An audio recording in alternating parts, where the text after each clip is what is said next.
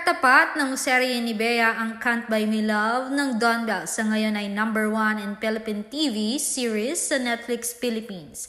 Sa mga datos ng NOTAM ratings ay mas mahigit ang lamang ng Can't Buy Me Love kumpara sa Bea Dines Starrer.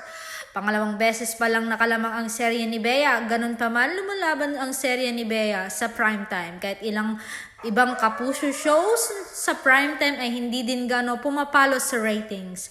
Nag-iba na talaga ang viewing habit ng Pinoy ngayon at mas tutok sila sa online streaming gaya ng Netflix, Xflix, Bilibili, iWant TFC at iba pang platforms. Congratulations, Can't Buy Me Love and the Don Bell Love Team.